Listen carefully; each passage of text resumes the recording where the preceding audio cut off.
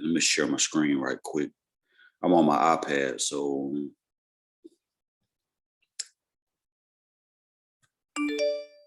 all right, let me pull it up. I had that one open already. Come on.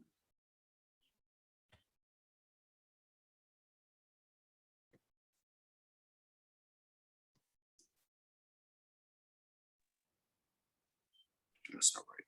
It won't download, but we can see it right here. This is it right here, right? Yes, sir. All right. No, that's not me. Is that you, Sam? Assign me. Which one did I assign you, Morgan? I Was it the- had the hydrogenation of the polyurethane. Polyurethane? Okay. Yeah, with base chemicals. Let me find that. I just emailed it out to myself this morning. So let me find it right quick. Inbox. Come on.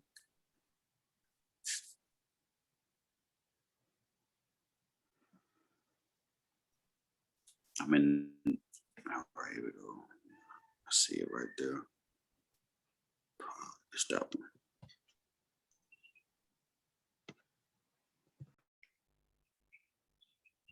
I may have to download it. Or maybe not. Oh, okay, here we go. All right, have at it. Okay, can you guys hear me? Yeah, we can hear you fine.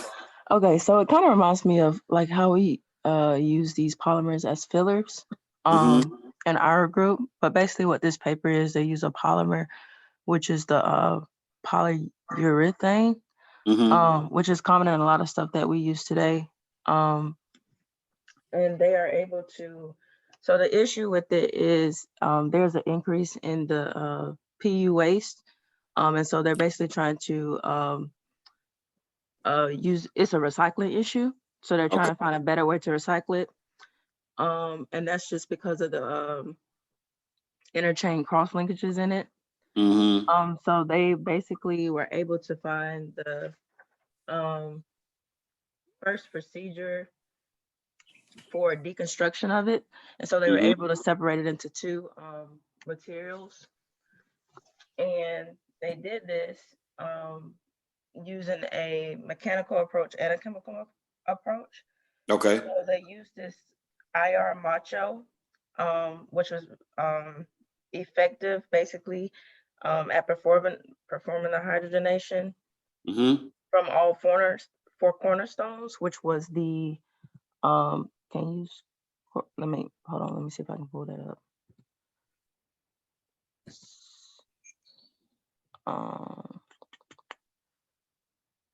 My computer.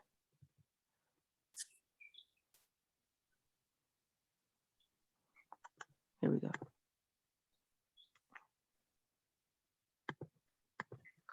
Yeah.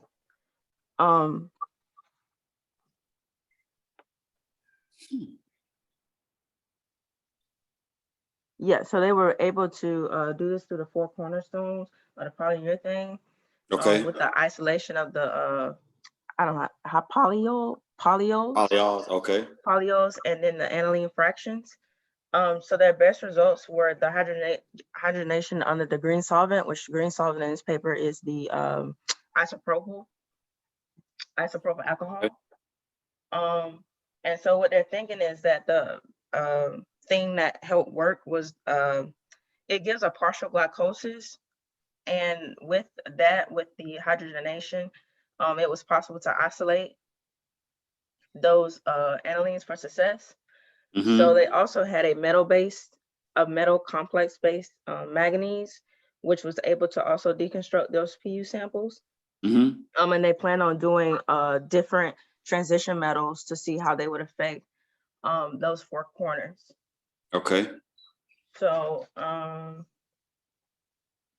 so basically, so the PU is basically a thermoset polymer. And so basically what they can do, which they show in, I believe, scheme 1, Okay, that's here. I have it on the Oh, there you screen. go. I'm looking at my Uh-huh. paper, sorry. Scheme 1, where they were able to basically what they do is they grind it up and then use that PU as a filler, and they Okay. can use it with other materials. So it reacts with that it reacts with like a diol at basically elevated temperatures, Okay. glycosis, and then it can be used for polymerization with the added isonates. Mm-hmm. That's how you say it, isonates, Isocyanates. isocyanates. Sorry. Okay, Yeah. it's okay. So yeah, they were able to basically use this general procedure to with hydrogenation to get these IR complexes and different Okay. metal-based complexes using the green solvent. So if you read earlier in the paper, it's other papers that have done something similar. Mm-hmm. But the difference between theirs is they use that green, which is the isopropyl alcohol, and then they use milder reaction conditions, which gave them better results than people have done it before. Okay. And so which catalyst, which metal perform the best? Are they using like I see they got ruthenium, manganese, iron, and iridium. So All the those macho complexes. right. So the iridium, I believe, gave them a 93% yield that is said in the paper. Okay. With the catalyst, which they said worked best under conditions. Mm-hmm. But I was looking for what they talked about the rubidium. That is rubidium, right? Yeah. Because The it looks like it has a ruthenium. higher percentage. Yeah, ruthenium. It's got a higher yield. Yeah, it Uh-huh. has a higher yield, but they don't discuss like more. They only discuss the IR and the iron one. I'm Yeah, not sure why they didn't go. it may be because somebody else has already investigated that ruthenium Okay. in detail. Yeah. It's right here. Sharp. So in scheme 1, they got Sharp, and then Milstein did ruthenium, and then they said this work here is with iridium. Right. With the Yeah, iridium, that's right. yeah. So they're probably just looking at their complex and comparing it to other complexes, and then trying to find out like where their advantage is. Yeah, Yeah. yeah. Okay. So what's the utility like? What are they saying is the utility of this over the ruthenium system? Did they mention anything about that? Like, what's the advantage of them doing this? Mm-hmm. Mm-hmm. It was just saying that they use that the green, that isopropyl alcohol, which helps. Okay, as the solvent. Yes, as a solvent, which the ones with the other ones didn't use an alcohol. Yeah, I They see didn't it. use Milstein is using DMSO, right, and then THF was used. THF for the sharp, and then theirs is isopropanol. I got it. Right. That's pretty cool. And this is the start material, the actual physical start material right here pictured, like this polyurethane material. Right, and then they grind that up. Wow. Yeah. That's one of the reasons why what drew me to this paper is because we have been talking about hydrogenations mostly on alkenes to convert them into alkanes or convert carbonyls into alcohols, but this is a really practical application of a hydrogenation, and it's more like a hydrogenolysis because there's really no pi bonds in here to be hydrogenated. Mm-hmm. Yeah, so that's pretty cool. That's pretty cool. Let me see what they did. That's just a discussion part. Oh man. So with the polyols and the anilines that they recover, what are they doing with those? Like, are they using them and further for different reactions? Are they like, is that a way to recycle where they can repolymerize those and make different types of polymers? Like, what are they doing with that? From my understanding, it was a recycle mechanism. So they're trying to create some type of polymer, like circle recyclable kind of thing that goes just kind of round where you can reuse. Yeah, I think that's what they have here in figure 1, huh? Yeah, yeah, So you get the polyol and the isocyanate. You repolymerize those. And then it says mechanical recycling. And then take the waste material and go back and depolymer. Oh, right. okay. So Yeah. it's like a cycle. It's like one of those I've seen this before, but just for something else. It's like a recyclable cycle, if that makes sense. Yeah. Yeah. It makes sense. So with the polyurethanes, like that's a really those are ubiquitous, man. You find that everywhere, depending on what you need. I know Yeah. my first my first couch in my first apartment was pleather, which was really polyurethane. It Right. was a green leather couch like Martin had on his show, but it was not leather. Yeah, because it said it can be found in like shoes, Oh, absolutely, mattresses. absolutely. Yeah. It all depends on, and that's all going to depend on. We didn't talk a lot about polymers because we have a polymer chemistry class, but it all depends on like the morphology, the chain length, whether Right. it's thermal, all of that stuff comes into play when you're talking about a polymeric material. Like if it's a certain chain length, then it may be more pliable, more apt to be used like a leather, something that's more flexible. And then if it's, a different morphology, then it's a foam that you can put in like a pillow or Mm-hmm. the shoe sole or something like that. So yeah, it is really dependent on the morphology of the polymer, which is pretty cool. That's pretty cool. So yeah, I was kind of wondering what would happen if they did use different transition metals. Like, would it make it like a Well, they already looked at the ones that probably work best, right? The iron and manganese and the ruthenium seem to be the ones that have been studied already. Like one of the yeah. papers, I think is Sam's paper, deals with that manganese catalyst. And it's the same manganese macho complex, and it's a hydrogenation, but it's a little bit different.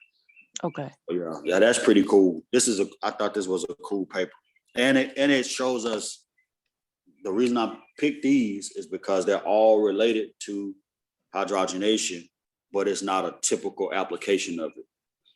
It's not necessarily trying to make some asymmetric compound. This is actually a practical application of hydrogenation chemistry, like to do something useful, like recycling a polymer and reusing the monomers that you get from that for another purpose. So yeah, that's pretty cool.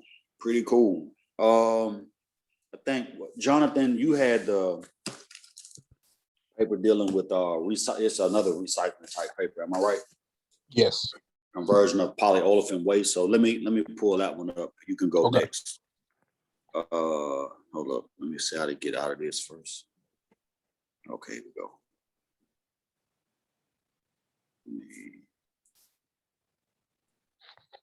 Should be able to go back. All right, here we go. So go ahead. This is a good paper too. I thought it was very it's a very well done investigation, and also Yes. it's a great application too. And I This kind is of more mine. yeah, I kind of picked this because I know y'all in y'all's group, y'all do a lot of like I don't want to say recycling, but a lot of like chemistry that's geared towards Polymer based. polymer based and environmental awareness based. Yes. So So yeah, this is a go ahead. little bit more on my side of interest. Right. That's why I assigned this paper to you. All right. So basically this paper is talking about chemical upcycling of waste polyolefins via hydrogenalysis. So basically because of the mass of polyolefins, or basically like polyethylene and polypropylene polymers, we basically have a large scale problem with the waste of these materials. This is one of the most used materials so far. And because of this, because of their carbon-carbon chains, I guess some of the people from my group know because of this, they're not biodegradable. Right. And so basically in this paper, a lot of times, when you have a polymer like this, they do a thing called downcycling. Most of that is just natural recycling. So they basically just change these materials into a lower value material. So they're basically just normal recycling. But instead, in this process, they decided to do a process called upcycling. Now, for y'all that don't know what upcycling is, upcycling basically the process of converting discarded plastic into chemicals like fuels or any other materials of higher value rather than a lower value like the downcycling. So in this paper, they used polyethylene and they used the method of hydrolysis process to basically turn that polymer into a liquid alkene, usually using ruthenium nanoparticles supported on a carbon catalyst. They're basically trying to identify RU-based materials as a heterogeneous catalyst for the polymization of the polyethylene. Okay. Basically into a liquid alkene or pure methane compatible with existing natural gas infrastructures. Okay. They do this by a process called thermocracking, which is something I'm very used to, or basically, for what people normally know it as, they're basically just heating the material to a very high temperature to depolymerize or to break apart those carbon-carbon bonds to produce a smaller molecules. And when they do that, they can basically use these as a fuel or integrate them into a chemical process or chemical refinery. That's the only way you can really alter polymers is when you actually heat them to high temperature. Okay. So by doing this, they're using the hydrogenesis, which is they're taking the chemical reaction from the carbon-carbon or the carbon heteroatom single bond, and they're basically cleaving it or they're undergoing lysis by the hydrogen. So instead, though, in this experiment, normally when you do hydrogenesis, you're going to use a carbon catalyst, but they're actually testing to see what catalysts, like mainly RU-based catalysts, such as CEO2, SiO2, AO2O3, and TiO2, which one are basically better catalysts within the hydrogenesis process. So they also showed that some of the cobalt-based catalysts have a tunable activity for the carbon-oxygen versus the carbon-carbon bonds during that process. And basically, they're basically just comparing these catalysts and see which one can get a better yield. So during the comparison, they saw that the RU-based catalyst basically stood out with the higher activity rate. So the 5-weight, they actually received a 5-weight percentage of the RU carbon catalyst, and it reached the octane conversion of about 92% at 200 degrees Celsius. And they received 100% of that in octane, which was converted back into methane. So they turned the polyethylene polymer waste into a liquid N alkene, and they basically created a usable yield of about 45% of mass of the methane from the polyethylene over the catalyst. Okay. Yep. And then so this is the model. This is the model system right here in Figure 1, the octadecane. Yes, the octadecane. Yes. Okay. And the actual cool part is about this is they can actually reuse their catalyst. They actually found out that it has minimum change to their catalyst. Yeah, that recyclability of that catalyst makes this even more attractive. Yep. Yeah, makes it more attractive. What I thought was interesting here was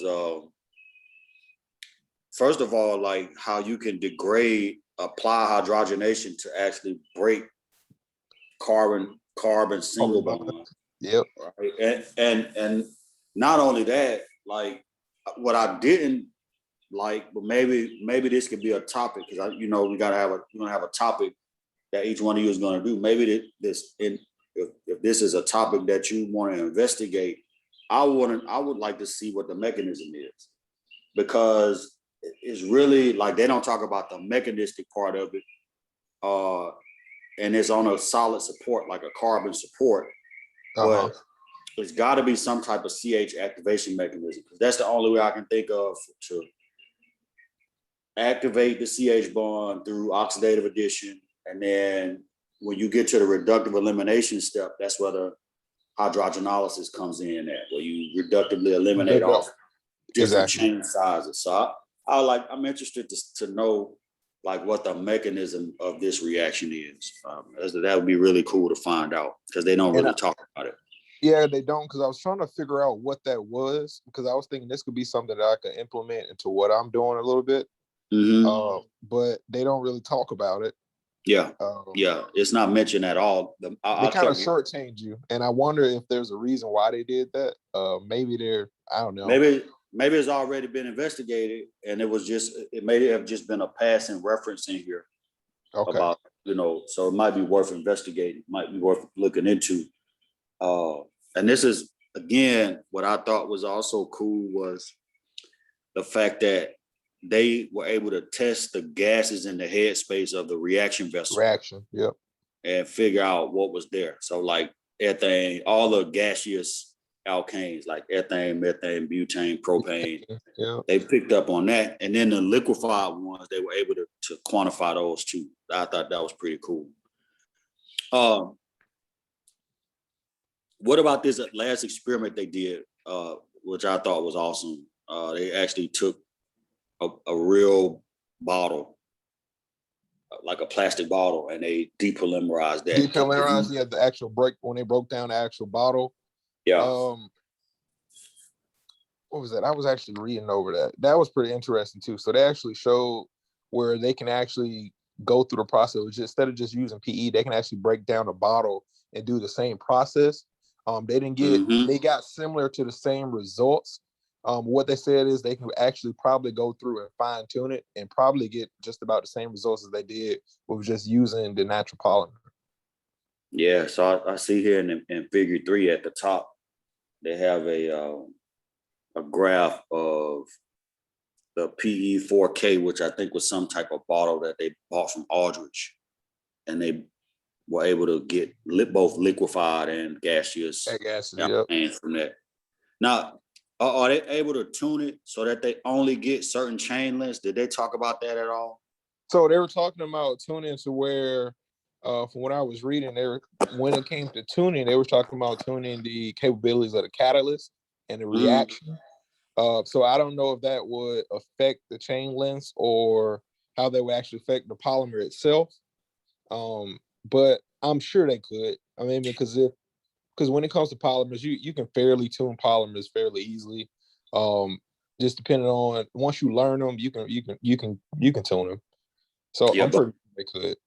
Yeah, but what I'm saying is, are they able to take the catalyst, like a particular, like if they put some other additive or something in the reaction mixture, could they control where they only got C6H14 or C7H16? Could they control it to where they only got hexane or heptane or decane? You understand what I'm saying? Like, yes. I think that would be useful if they were able to actually control what the chain lengths were continuously instead of getting this mixture and having to separate everything out. I think that would be pretty cool. But this was a very well done investigation. I thought it was, and then for them to actually apply it to a real life system and not just a model system, and actually take a plastic bottle that they bought from whatever company and apply their technology to polymerize that. Yeah, that was pretty cool. And I'm sure that's also, if you think about scaling this up environmentally, it's going to have a huge impact, because a lot of the materials that we get now, like the solvents that we order from Aldrich, like hexanes, heptane, things like that, well, not all of them, but the majority of those are like residuals from petrochemical processing. Yep. So if you can find another way to do that, then that may even lessen the impact of the petrochemical industry on the environment. So that's pretty. This is a huge discovery or a huge project. So yeah, that's good. That's good. All right. I want to give the rest of the time to Sam, and then we'll be done after that. We're gonna just chill until Monday. Monday, we're gonna start deals all the cyclo editions. I have to finish putting that presentation together, but yeah, this is a good paper, and it seems like it's something that really piqued your interest too, because you sound excited talking about it. So that's a good thing. Let's see. Yeah. All right, here you go, Sam. All right, And I'm over in progress on my internet connection. They use the manganese macho complexes to hydrogenate carbon monoxide to methanol. okay. From what I understand, methanol is mainly produced in commercial environments from coal and natural gas, which are limited resources. And then there are other methods for preparing methanol that they talked about and used as a guide, I guess, to develop their process. But the other techniques that they mentioned don't really provide good yields of methanol, so it's not really, they weren't really feasible for mass production of it. Okay. But here they, as you can see, flex, and we're able to. Yeah, were you about to say something? No, go ahead. Okay. Yeah. So actually, they just started out with what was already known. You see here, they use another group used ruthenium and amine in the presence of a base, of potassium phosphate base, to generate or produce the methanol. That was precaution of this. And another group actually used manganese and amine to produce methanol. But again, they actually achieved this TON, stands for turnover number, correlates to the yield, and they actually produce good results using that method. So this group, they started off with ruthenium as well as some other metals, and they just basically did a lot of different reactions, changing the reaction conditions. They tested many different metals, well, a few different metals, and they tested how the temperature as well as the pressure affected the reaction. And they were able to optimize the conditions. I believe the optimal conditions were around 120 degrees Celsius, I believe, and pressure, I believe it was 15 bar for the monoxide and a little higher for the hydrogen gas. Okay. But yeah, just like I said, using these different metal complexes and different temperatures and different pressures, they ran a series of different reactions just to see what conditions would produce the most yields, the highest yields. And eventually, they realized that, yeah, the manganese complex would definitely provide the best results. And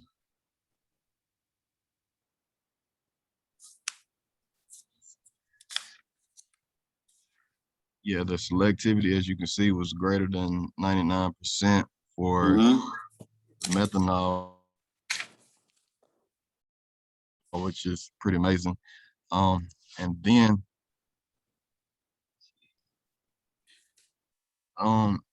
they use ethanol here in this table too, but the big thing is they were able to use methanol to increase the product formation of methanol, and that's shown in the end. They to determine at how the much it end actually when they use that increased. carbon right here with the carbon label? Yes, sir. They labeled it. It was C13 labeled carbon. Mm-hmm. Yeah, C13 labeled methanol, and then they added they did a reaction with the carbon monoxide and hydrogen gas in these conditions using the labeled methanol, and they were able to Mm-hmm. see that it increased the formation of methanol by at least 13% from the original volume that was Wow. original amount that was present. Yeah. And they also applied this to a real system too. Did they not? I think or maybe I'm mixing this up with the other paper. One of the things that stood out though is the fact that they did this homogeneously. Right. That the initial work was heterogeneous, and then when anyone that tried to do the homogeneous catalysis of this type of reaction, it got slowed down because of the way that CO bonds to those metals, right? And it just slows down the reactivity. Remember we talked about back bonding, and CO with that carbon being sp hybridized it's got those p orbitals that are kind of perpendicular to the two pi bonds are kind of, the p orbitals are perpendicular to one another, but it's perfect. Those sp hybridized atoms are perfect for back bonding to the empty d orbitals on a metal like manganese or cobalt or which other metal did they use? Ruthenium. They use manganese and ruthenium and cobalt. So that the fact that they're able to do this homogeneously and get the turnover numbers up, because that was really a big deal, right? That's the measure of your catalyst. How many turnovers can you get out of that catalyst before it dies?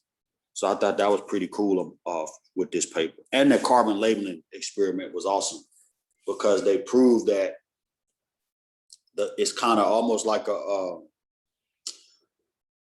what's the word I'm looking for? It's like the more methanol, basically it's like Le Chatelier's principle. The more methanol you make, the more CO is taken up on the other side of the reaction arrow to make more methanol. So it's like, and all of the product was carbon labeled, am I right? So they didn't see any of the unlabeled methanol product in that experiment. Am I right about that? That's what I understood from it. Yeah. That's awesome. That's pretty cool. The fact that it's homogeneous, number one, because the process that Jonathan was just mentioning, that was heterogeneous. And I think the process that Morgan was looking at, I think that's homogeneous. And the fact that this is homogeneous with minimal side products too, because you don't see that ester, that formate ester, once they optimized, right? Which I thought was pretty cool. They did a good job as far as the optimization is concerned. Like all those experiments that may seem trivial, but again, when you're developing a method or you're innovating an existing method, that method development is always going to include some type of optimization where you go from, okay, we started here, now we're going to perturb, one or two parameters at a time until we get the optimal conditions. And that's what all these experiments will do. Like this, especially right here, look at scheme 2, the control experiments, where they looked at just the CO, hydrogen gas with ethanol and no base. And then they looked at, okay, if I have the base and the CO, but no hydrogen gas and ethanol, what happens? So they got all ester. Then in letter C, CO, hydrogen gas plus the base at 150 for 8 hours, and then they get methanol, but they get 89 turnovers, and that's the difference. And A is 8 turnovers, and C is 89. And then when they combine the ester, the CO, the hydrogen gas, and the base, they get it up to 474 turnovers. So all of those are critical. And that's they kind of showed that in that mechanism that they proposed too. Over here, like the ester is actually a useful intermediate, and that's the part that actually gets converted into your methanol. You get this ester intermediate that's over here on the left, that's formed when you feed in the CO and the ethanol or whatever your alcohol is, and then you get that binding to the metal macho complex, and then you lose the formaldehyde, and then the formaldehyde comes back, binds back to the macho complex after it's been hydrogenated, and then you lose your methanol. So all of those pieces are necessary in order for this to happen, which I think that's pretty amazing. This is a great, very, very well investigated system. So with that, we're gonna stop, because I think this was a good discussion too. I could tell that y'all are becoming more proficient at reading these papers and discussing them using the jargon of the field, right? Because that's what's important. You got to learn how to speak the language. That's why we do these literature days, because the only way you learn how to speak the language is to read the language and interpret the language. So this is good. So after we finish on Monday, we're going to start thinking about topics, and you can be thinking about a topic as well. I don't have to assign it. You can be thinking about something that we talked about this semester that you want to learn more about, or that you want to investigate further. And if you pick that topic, then it is what it is. I don't have to assign it to you. If you got something related to the class that you want to discuss then further, then we can let that be your topic for your final paper. All right. So with that being said, we're gonna stop here. Let me stop recording too. Don't need to know all our business. Let me go back to Zoom. Yeah, so we'll stop here. If anybody has any questions, you can ask them now. And then otherwise we'll stop